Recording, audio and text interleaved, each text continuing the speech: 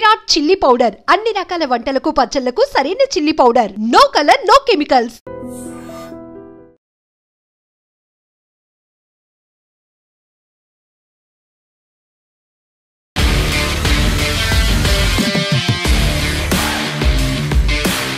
నమస్తే, welcome to I dream weekend update with Kavitha. మనతో పాటుగా ఉన్నారు foundation for democratic reforms founder doctor Jayaprakash Narayana గారు. సార్ నమస్తే. సార్ నమస్తే కవిత. సార్, ఇప్పుడు మన దేశ రాజకీయాల గురించి మాట్లాడుకున్నప్పుడు బీహార్ ఎన్నికల సమయంలో అక్కడ జరుగుతున్నటువంటి క్యాంపెయిన్లో ప్రధానంగా వినిపిస్తోంది ఓట్ చోరీ, ఓట్ అధికార్ యాత్ర, మార్చులు కూడా చేస్తూ వస్తున్నారు. సార్, గతంలో చాలాసార్లు మీరు మాట్లాడారు దొంగ ఓట్లకి సంబంధించి, అవకతవకలకు సంబంధించి రావాల్సినటువంటి మార్పుల గురించి. ఇప్పుడు ఎందుకు కేవలం బీహార్ ఎన్నికల్లో ఎజెండాగా మాత్రమే ఓట్ చోరీ అనేటువంటి అంశం కనిపిస్తోందంటారు? ఒక విషయం నేను చాలా స్పష్టంగా చెప్పాలి కవిత. మన ఓటర్ లిస్టులో తప్పులు ఉన్నాయి. ఈ మాట మొట్టమొదటి బయటపెట్టింది 1999లో లోక్సత్తా. ఆనాడు గ్రామీణ ప్రాంతాల్లో దాదాపు 10-12% పొరపాట్లు ఉన్నాయి. పొరపాట్లు అంటే ఇవన్నీ కూడా మోసం కాదు, అయితే ఉండవలసిన పేరు లేదు, అర్హత ఉన్న పేరు లేదు, లేకపోతే తీసేయవలసిన పేరు తీసేయలేదు, చనిపోయిన వాళ్ళు కానీ ఊరి నుంచి వెళ్ళిపోయిన వాళ్ళు కానీ. ఇవన్నీ కలిపితే 10-12% ఆనాడు బయటపడ్డాయి. పట్టణ ప్రాంతాలు 45%గా ఉన్నాయి. 40 మహానగరాల్లో. అది హైదరాబాదులో ఉన్నాయి, బెంగళూరులో ఉన్నాయి, చెన్నైలో ఉన్నాయి, బాంబేలో ఉన్నాయి, మరి బెంగాల్లో చూసాము, కోల్కతాలో. దాదాపు కాస్త అటు ఇటుగా అదే పరిస్థితి. అంటే జాగ్రత్తగా చెప్తాను, ఉండవలసిన పేరు లేకపోవటం. పట్టణాల్లో ఎక్కువ, ఎందుకంటే ఎవరి మొహం ఇంకోటి తెలియదు. గ్రామాల్లో కనీసం అందరూ తెలుసు కాబట్టి ఓటర్లు ఆ పార్టీ కార్యకర్తలు పనుకుని కొంచెం ఓటర్ల జాబితా సరి చేస్తారు. అక్కడ ఉన్నాయి. కానీ అప్పుడు దాని మీద చాలా ఒత్తిడి తీసుకొచ్చాం. అప్పుడు ఇంకా ఓటర్ గుర్తింపు కార్డులు దేశం అంతా అందరికీ వర్తించి ఏర్పాటు చేయాలి. లోక్సత్తా ఒత్తిడి మీదే సార్వత్రిక ఓటర్ గుర్తింపు కార్డులు వచ్చినాయి దేశం అంతా కూడా. మీరు గమనిస్తే ఓటర్ గుర్తింపు కార్డులు ఉన్న కొద్ది దేశాల్లో భారతదేశం ఒకటి, ఫోటోతో సహా. అలాగే ఓటర్ జాబితాలో ఓటరు ఫోటో కూడా ముద్రించే ఏకైక దేశం కావచ్చు భారతదేశం. అలాగే ఎన్నో రకాలైనటువంటి పొరపాటు దొరకకుండా ఏర్పాటు ఉన్నాయి. పోస్ట్ ఆఫీస్ నోడల్ చేసిన ఉండాలని గట్టిగా పట్టుబట్టాం. కొంతకాలం పాటు అది కూడా నడిచింది. ఈ మధ్య డిజిటలైజేషన్ వచ్చింది, పరిస్థితి చాలా బాగుపడ్డది. 2004కు వచ్చేసరికల్లా గ్రామ ప్రాంతాల్లో 12% పొరపాట్లట 4-5% తగ్గిపోయినాయి. పట్టణాల్లో 45% పొరపాట్ల 10-12% తగ్గిపోయినాయి. అవి కూడా తప్పే, అంత మాత్రం కూడా ఉండకూడదు. కానీ ఇది వేరు, చాలామంది అర్థం చేసుకోండి. ఇది ఈ ఓటర్ల జాబితాలో కొన్ని పొరపాట్లు దొరకటం వేరు, ఓటర్ ఫ్రాడ్ వేరు, ఓట్లలో మోసం వేరు. ఆనాడే లోక్సత్తా ఇంకో సర్వే చేసింది. ఓట్లు వేసినట్టుగా నమోదైన వాళ్ళ పేర్లు ఉంటాయి కదా పోలింగ్ బూత్లో, వాళ్ళ పేర్లన్నీ తీసుకుని ప్రతి ఇంటికి వెళ్ళాం, ప్రతి మనిషి దగ్గరికి వెళ్ళాం. అక్కడ 0.9% పొరపాట్లు కనిపించినాయి. అది కూడా ఉండకూడదు. కానీ ఈ 5%, 10% పేర్లు అవకతవకలు ఉన్నాయి కాబట్టి 10% ఫ్రాడ్ అనేది అబద్ధం. ఇది అంచేత ఓటర్ల జాబితాలో పొరపాట్లు వేరు, పొరపాట్లు దొరకడం వేరు, ఓట్లలో పొరపాట్లు వేరు. మూడోది, ఈ ఓటర్ల జాబితా తయారు చేసేది పేరుకి ఎన్నికల సంఘం, కానీ ఎన్నికల సంఘానికి ఏమీ పాత్ర ఉండదు. ఎన్నికల సంఘం అంటే అక్కడ 3 కూర్చుంటారు ఢిల్లీలో. 98 కోట్ల మంది ఓటర్లు ఉన్నారు దేశంలో. వాడు కూర్చుని అక్కడ నిర్ణయం చేస్తారనుకున్నారా? పూర్తిగా జిల్లా కలెక్టర్ ఆధ్వర్యంలో. నేను చాలా స్పష్టంగా చెప్తాను, జిల్లా కలెక్టర్ ఆధ్వర్యంలో. జిల్లాల్లో అయితే రెవెన్యూ అధికారులు, మామూలుగా అసిస్టెంట్ ఎలక్టరల్ రిజిస్ట్రేషన్ ఆఫీసర్ అంటారు. ఓటర్ల జాబితా అంతా ఆయన చేతుల్లో తహసీల్దార్, మనకి ఎంఆర్ఓ తహసీల్దార్. ఆ పైన అప్పీల్ ఉండేది ఆర్డీఓకి, రెవెన్యూ డివిజనల్ ఆఫీసర్. మహానగరాల్లో అయితే మున్సిపల్ కమిషనర్, హైదరాబాద్ అనుకోండి మున్సిపల్ కమిషనర్, ఆయన మొత్తం సిబ్బంది. ఇది జరిగేది ఈ యంత్రాంగం అంతా ఎవరి చేతుల్లో ఉంటుంది? రాష్ట్ర ప్రభుత్వం చేతుల్లో. 100% ఎందుకంటే ఇది ఎలక్షన్ 2 నెలలు జరిగేది కాదు. ఎన్నికలు ఓటర్ల జాబితాలో ప్రక్షాళన కానీ పేర్లు చేతను తీసే కానీ ఎలక్షన్ టైంలో జరగదు. ఎలక్షన్లు కానప్పుడు జరుగుతుంది. ఎలక్షన్ టైంలో ఎన్నికల సంఘానికి కొంత పాత్ర ఉంటుంది పరిపాలనలో. మిగతా 4 సంవత్సరాల 10 నెలలు పూర్తిగా రాష్ట్ర ప్రభుత్వం చేతుల్లో. కర్ణాటకలో ఓటర్ల జాబితా అవకతవకలు ఉన్నాయని ఒక నియోజకవర్గంలో బయటపెట్టారు. కర్ణాటకలో ప్రభుత్వం ఎవరిది? కాంగ్రెస్ ప్రభుత్వం. మరి అన్ని అవకతవకలు ఉన్నట్టయితే అసెంబ్లీ ఎన్నికల్లో ఎట్లా గెలిచారు? ఏం జరిగింది అక్కడ? కాబట్టి పొరపాట్లు ఉన్నాయి. మొత్తం మీద సేఫ్ గార్డ్స్ ఉన్నాయి. దొంగ ఓట్లు పడే అవకాశం లేకుండా అన్ని రకాల జాగ్రత్తలు ఉన్నాయి. అలాగే ఓటర్ల జాబితాని సవరించడంలో పార్టీల పాత్ర పూర్తిగా ఉన్నది. వారు ఏం చేశారు? ఎన్నికల సంఘం వాళ్ళు ప్రతి పోలింగ్ బూత్కి ఒక బ్లాక్ లెవెల్ బూత్ ఆఫీసర్ అన్నారు. Polling booth level officer, BLO అన్నారు. ప్రతి పోలింగ్ బూత్కి గుర్తింపు చెందిన పార్టీలకి బ్లాక్ లెవెల్ ఏజెంట్ అన్నారు, బూత్ లెవెల్ ఏజెంట్ అన్నారు, BLE అన్నారు. వాళ్ళతో కూర్చుని వీళ్ళు చేయొచ్చు.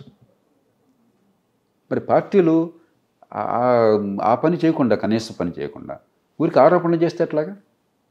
మీ పేరు ఉన్నట్టయితే, మీ పేరు లేనట్టయితే మీకు వెంటనే అప్లికేషన్ పెట్టే అవకాశం ఉంది. ఆన్లైన్ అప్లికేషన్ అవకాశం ప్రస్తుతం. నేను కొంత వెరిఫై చేయించాను ఇక్కడ. ఆన్లైన్ కూడా చేస్తే మన కుర్రకారుకి 18 దాటిన వాళ్ళు చెబుతూ ఉన్నారు కదా, వాళ్ళ పేరు నమోదైనా కావాల్సిన అప్లోడ్ చేసినట్టయితే.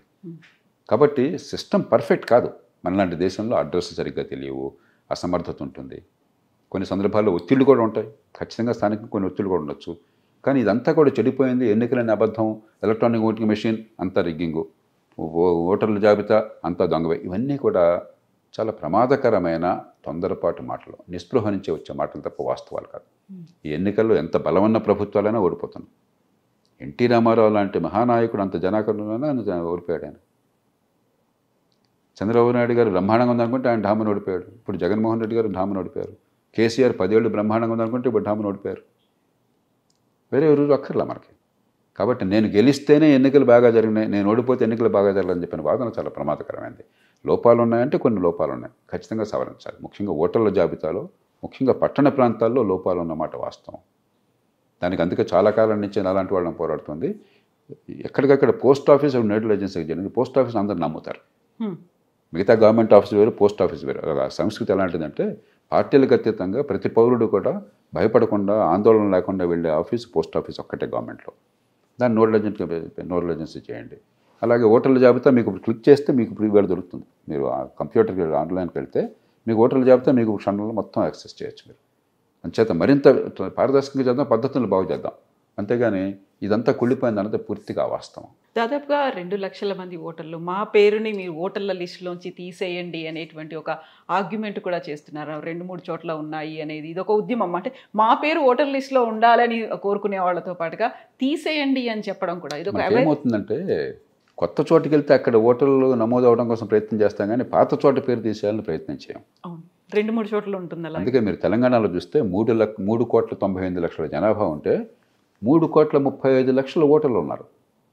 ఏ రకంగానూ సాధ్యం కాదు. 18 ఏళ్ల లోబడినటువంటి జనాభా కనీసం మనకు 30-31% ఉంటుంది, 27-28% అన్న ఉంటుంది. అంటే దాదాపుగా ఒక 40-50 లక్షల ఓట్లు, 30-40 లక్షల ఓట్లు ఎక్కువ ఉన్నాయి తెలంగాణలో. కర్ణాటకలో 50 లక్షల ఓట్లు ఎక్కువ ఉన్నాయి. మనకి జనాభా తెలుసు మొత్తం మీద, 18 ఏళ్ల లోపల వాళ్ళ శాతం తెలుసు. ఈ రకంగా లెక్కేస్తే కొన్ని రాష్ట్రాల్లో ఉండవలసిన ఓట్ల కంటే ఎక్కువ ఓట్లు ఉంది, దాదాపు 8%, 10% ఉన్నాయి. అవి పట్టణ ప్రాంతాల్లో మరింత ఎక్కువ ఉంటాయి, గ్రామాల్లో అంత ఎక్కువ ఉండవు. గ్రామాల్లో అందరూ ఒకరు కూడా తెలుసు కాబట్టి. దీని ప్రధాన కారణం ఏంటంటే నిర్లక్ష్యం. ఆ పేరుని చేర్చడంలో ఉన్న శ్రద్ధ తీసేయటంలో లేదు. కానీ దానివల్ల పెద్ద ప్రమాదం జరుగుతుందని నేను అనుకోవట్లేదు. ఎందుకంటే మనకి చాలా అన్ని రకాలైన భద్రతా ఏర్పాట్లు అనేది ఖచ్చితంగా అనవసరమైన పేరు తీసేయాలి, నేను వద్దంటలా. కానీ దానివల్ల ఎన్నికలేమి గందరగోళం కావట్లా. మీకు ఓటర్ గుర్తింపు కార్డు కావాలి, అక్కడ పోలింగ్ ఏజెంట్ ఉంటాడు, తర్వాత మీకు ఈ మార్క్ వేస్తారు, ఇండెలిబుల్ మార్కు. అక్కడక్కడ అడపదడప చిన్న చిన్న పొరపాటు జరగచ్చు, కానీ మొత్తం మీద ఎన్నికల్లో అవకతవకలకు పెద్ద అవకాశం లేదు. కానీ ఓటర్ల జాబితా మాత్రం ప్రక్షాళన చేయడం అవసరం. ఇప్పుడు 30 ఏళ్ల క్రితమే నేను గట్టిగా దాని గురించి మాట్లాడాను. మొట్టమొదటి దేశంలో సర్వేలు చేసి ఎన్నికల సంఘం మీద దండెత్తినవాడు నేను. కానీ ఈ రకంగా కాదు, నాకు పద్ధతిగా నిర్మాణాత్మకంగా చేయాలి తప్ప నేను ఓడిపోయాను కాబట్టి ఆక్రోశంతో చేయడం మంచిది కాదు. ఎన్నికల వ్యవస్థ మొత్తాన్ని కూడా మనం నాశనం చేయడం మంచిది కాదు. మనకి దేశంలో ఇన్నేళ్లుగా ప్రజాస్వామ్యం నిలబడింది అని చెప్పంటే ఇందిరాగాంధీ మహానాయకురాలు దాదాపు నియంతృత్వం ఉన్నప్పుడు కూడా, ఎమర్జెన్సీ వచ్చినప్పుడు కూడా ప్రభుత్వాన్ని ప్రజలు ఓడించగలిగారు. ఎన్నికల్లో మరి అధికారంలో ఉన్న పార్టీ ఎన్నికలు తారుమారు చేయగలిగితే ఈ దేశంలో ప్రభుత్వాలు మారాయి కాదు. మన ఎన్నికల్లో నరేంద్ర మోదీ బ్రహ్మాండంగా ఉందనుకుంటే ఆయనకి మెజారిటీ కూడా రాలి, ఆయన పార్టీకి ఒంటరిగా. నిజంగా రిగ్గింగ్ చేసుకునే పరిస్థితున్నట్లయితే మెజారిటీ తెచ్చుకోకుండా ఉంటారా? కాబట్టి ఇవన్నీ ఈ మధ్యకాలంలో కొంతమంది నాయకులు సంయమనాన్ని కోల్పోతున్నారు. ఇది చాలా ప్రమాదకరం దేశానికి. వ్యవస్థలో ఉన్న పొరపాటు సరిదిద్దాలను కోరడం వేరు, వ్యవస్థ కుప్పకూలిపోయింది, వ్యవస్థ లేదు, దీనికి అసలు నైతికత లేదని వాదించడం వేరు. ఈ రెండింటి మధ్య చాలా తేడా ఉంది. గెలుస్తామని చాలా కాన్ఫిడెన్స్ ఉంది, కాకపోతే ఓటమి అనేది ఎదురైంది. ఆ టైంలో వినిపించేటువంటి 2 మాటలు దొంగ ఓట్లు ఉన్నాయి, లేకపోతే అక్కడ ఈవీఎంలని హ్యాక్ చేశారు అనేది. ప్రతిసారి ఓటమి అనగానే ఇవే ఎందుకు? మీరు అన్నది చాలా కరెక్ట్. ఇప్పుడు 3 ఉదాహరణలు చెప్తాను నేను. ఆంధ్రప్రదేశ్లో చంద్రబాబు నాయుడు గారు 2004 ఎన్నికల్లో ఆయన ప్రభుత్వం ఓడిపోయింది. ఆయన వెంటనే ఈవీఎంలో ఏదో పొరపాటు జరిగిందని కోర్టుకు వెళ్ళారు. తమిళనాడులో జయలలిత గారి ప్రభుత్వం పోయింది ఎన్నికల్లో, వెంటనే ఆవిడ కొట్టాడు ఈవీఎంలో దండెత్తు. అమరీందర్ సింగ్ పంజాబ్లో ముఖ్యమంత్రి ఉండగా గతంలో ఆయన ప్రభుత్వం ఓడిపోయింది, ఆయన మళ్ళీ ఈవీఎం మీద కొట్టుకెళ్ళాడు. అంటే ఓడిపోగానే ఈవీఎంలో మరొకటి గుర్తుకొస్తాయి. వాళ్ళు అదే ముగ్గురు కూడా తర్వాత ఎన్నికల్లో డంక బజాయించి గెలిచారు అదే ఈవీఎంలతో. ఇంతకంటే వేరే ఉదాహరణ అక్కర్లా. అంచేత మన ఎన్నికల్లో చాలా పొరపాటు ఉన్నాయని నేను రోజు చెప్తున్నాను. 30 కోట్లు మీరు ఖర్చు పెట్టి అసెంబ్లీ ఎన్నికకి డబ్బులందరికీ విస్తృతంగా పంచి ఆ డబ్బులు పంచకపోతే ఎన్నికల్లో పోటీ లేనట్టుగా ఉంటే ఎన్నికలు బాగున్నాయంటామా? ఖచ్చితంగా ప్రజాస్వామ్యంలో తీవ్ర లోపం అది. అది వీళ్ళు చేస్తున్నారు, వాళ్ళు చేస్తున్నారు, ప్రధాన పార్టీలు అన్నీ చేస్తున్నారు, అభ్యర్థులు చేస్తున్నారు. ఇవన్నీ సవరించడానికి మౌలికమైన మార్పులు కావాలి. కానీ సమస్య ఈవీఎంలో లేదు, ఓటర్ల జాబితాలో కొద్ది సమస్యలు ఉన్నా కూడా అది సమస్య కాదు నిజంగాను.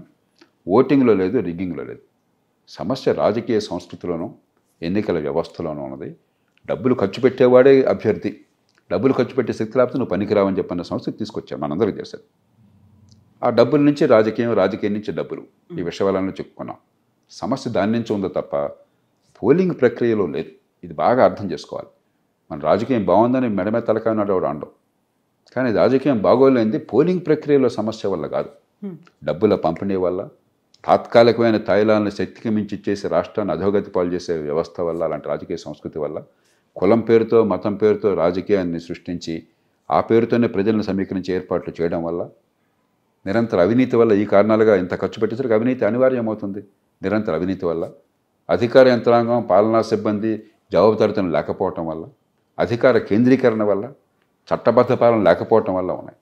అవన్నీ పట్టించుకోకుండా ఎన్నికల ప్రక్రియలో పోలింగ్ బూత్ వల్ల పరిస్థితి మారుతుందని భ్రమపడితే అంతకంటే పొరపాటు లేదు. పోలింగ్ బూత్లో ఎవరున్నా కూడా పోటీ చేసే అభ్యర్థులు వీళ్ళే కదండి. ఈ పార్టీ తరపున ఆ పార్టీ తరపున కానీ మీరు ఒకసారి చూడండి, ఏ పార్టీ అని దుర్బినియోగం చూడండి, కర్ణాటక చూడండి, తెలంగాణ చూడండి, ఆంధ్రప్రదేశ్ చూడండి, నిన్నటిదాకా ఆ పార్టీలో ప్రముఖులు, ఇవాళ ఈ పార్టీలో ప్రముఖులు.